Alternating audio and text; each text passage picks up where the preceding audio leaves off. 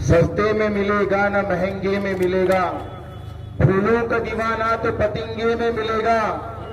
हिरवा भी है, भगवा भी है, नीला भी है, यहाँ हर रंग मोहब्बत का तिरंगे में मिलेगा।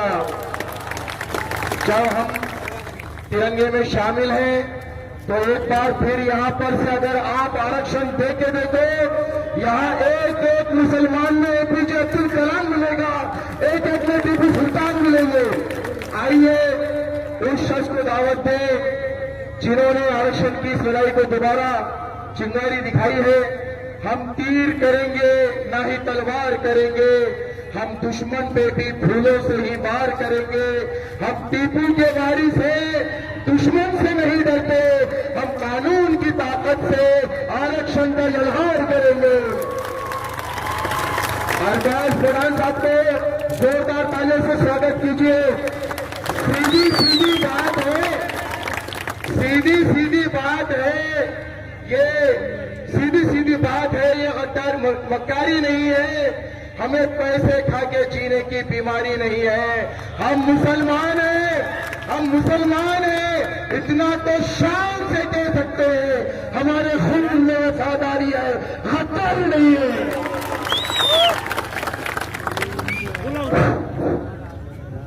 अल्लाह का भी रहमत करम हुआ हमारे ऊपर कि इतनी धूप भी कल तक और आज पूरी छाव आई हमारे ऊपर। ये मोर्चे में शामिल हुए सभी दूर दराज से आए बीड़ जिले में से हमारे सभी भाई, जो भी हमारे मराठा भाई ओबीसी भाई जिन्होंने हमारा कुछ इंतजाम किया, चाय का, नाश्ते का, पानी का, उनका मैं शुक्रगुजार हूं। मोर्चे में शामिल हुए जो नौजवानों की दिलों की धड़कन बोलते हैं यहाँ पे बीड़ में, जो एक आमदार है वहां जमीन पे बैठे हुए जो मुसलमानों के रिजर्वेशन के लिए आए थे, उनके लिए तालियां बजाई जाए। जो हमारे मराठा भाई है, जो मराठा क्रांति मोर्चा के समन्वयक है, ऐसे हमारे गंगाधर राणा कावकुटे, इनके लिए भी ताली बजाई जाए। हमारे सीएस यादव साहब, रणवीर काका पंडित, अरुण काका बोंगाने, गणपत अप्पा बड़े, महेश भैया धांडे और सभी, अशोक काका हिंगे, हाँ, अशोक अन्ना रोमन, ये सब लोगों का किसी का अगर नाम रहेगा अगर मैं माजरत चाहता। और हमारे वडोनी के जो हमारे भाई है जिन्होंने हमें को एक मट्ठे का और शरबत का इंतजाम किया था, उनके लिए भी तालियां बजाई जाए। मैं अपनी बात को शुरू करता हूं। मोर्चा निकालने का तय हुआ था, जब ये मोर्चे की तैयारी शुरू की थी हमने, एक 10-15 दिन का टाइम था हमारे पास।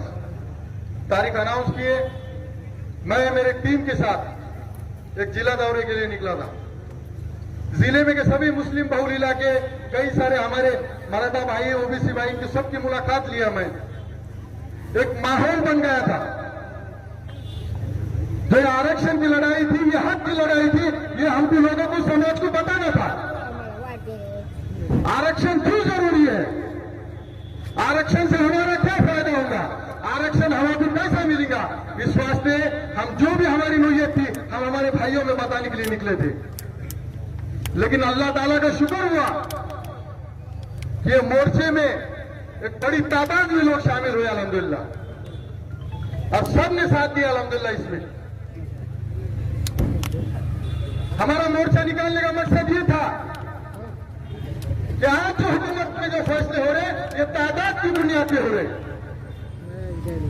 जैसे कि कुछ दिनों पहले हमारे मराठा भाइयों ने जो मोर्चा निकाला था, मनोज जरंगे पाटिल, इन्होंने उसका लीड किया वो मोर्चे को, लेकिन जो उनके इसमें सरों का समंदर था, वो तादाद बताती थी हुकूमत को कि आरक्षण हमारा हक है और हमको मिलना चाहिए।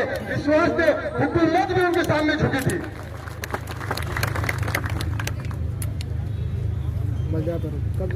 और जब आरक्षण की जब हमने बात चलाई थी, तो आरक्षण क्यों जरूरी है हमको, आरक्षण इस वास्ते जरूरी है जो हमारा समाज है, जो एक पिछड़ा है सामाजिक, आर्थिक, शैक्षणिक परिस्थिति में, आज समाज की जो हालत है, एक 10-12% जो परसेंटेज जो लोग हैं जो ऊपर के इसमें आते और मिडिल क्लास के नीचे का जो तबका आता है, वो इन सब चीजों से वंचित है।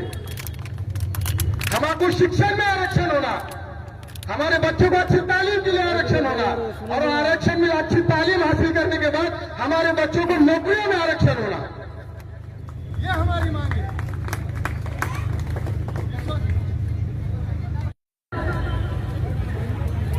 मराठा समाज रिजर्वेशन क्यों मांग रहा है?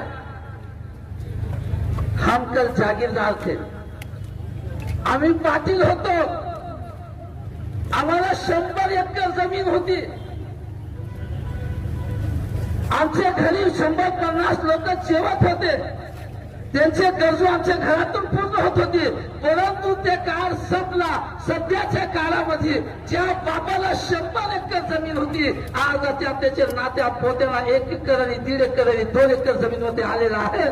समाज मागासलेला आहे, त्याच्या घरी जमीन राहिली नाही. फडणवीस साहेब विचार करा,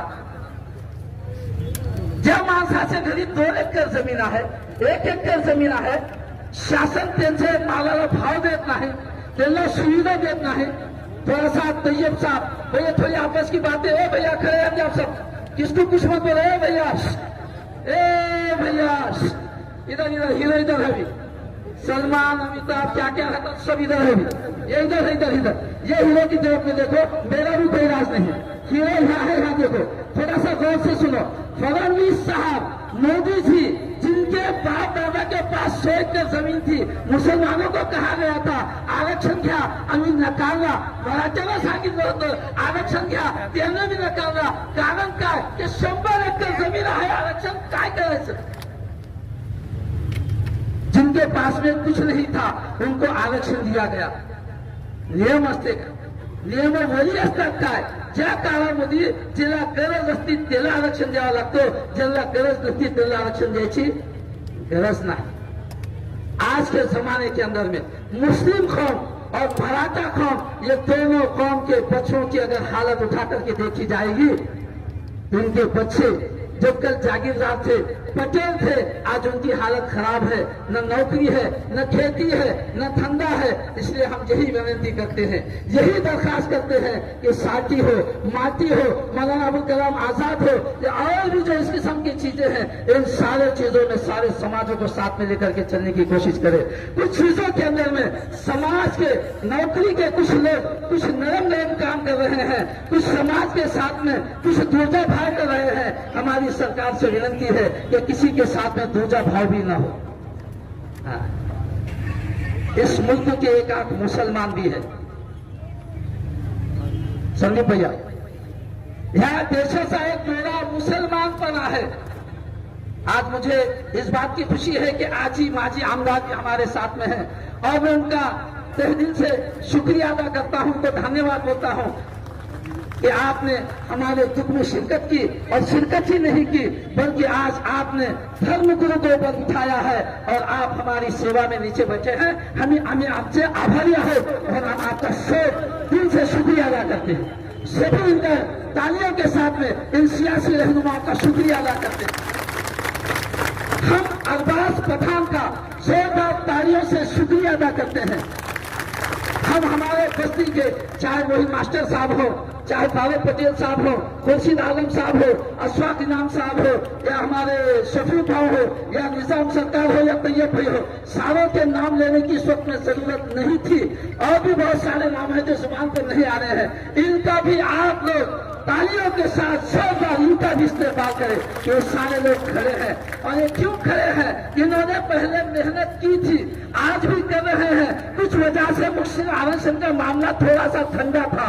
आज हम अरबाज भैया का शुक्रिया अदा करते हैं कि सोई कौम को दोबारा जगा दिया है. हमारा तो मिजाज ये था कि तेरे इश्क में तोहे गम सर पे लिया जो होश हो.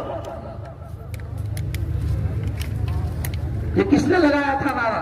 ये मौलाना हुसैन अहमद मदनी का नारा था. हजरत को इत्तला मिलती है कि हजरत आपके घर के 19 अफराद दुनिया से रुखसत हो चुके हैं. तो इसके जवाब में कहा कि तेरे इश्क में कोहे गम सर पे लिया जो होश हो, आयश हो निशाते जिंदगी छोड़ दिया जो होश हो. इसी पर मैं तमाम का खासतौर से अरबाज भैया का शुक्रिया अदा करते हुए यही कहूंगा कि आज हम दोबारा खड़े हुए हैं। जब तक ये सरकारें नींद से नहीं जागती, जब तक ये सरकारें नींद से नहीं जागती, हम इनकी नींद हराम कर देंगे। ये जब तक हमारी जरूरतों पर ध्यान नहीं देते, हम इनकी जरूरतों में कहीं ना कहीं हम इनको आराम करने नहीं देंगे, इनको सोने नहीं देंगे। आज हम खड़े हो चुके हैं और इंशाल्लाह खड़े रहेंगे और इस इलेक्शन को लेकर अपना हक, अपने समाज का हक, अपने बिरादरी का हक और जिनको जरूरत है उनके हक को लेकर के हम खामोश रहेंगे। इसी पर मैं आपकी तमाम का शुक्रिया अदा करते हुए अपनी बात को खत्म करता हूँ। व आखिर दावाना अल्हम्दुलिल्लाह रब्बिल आलमीन।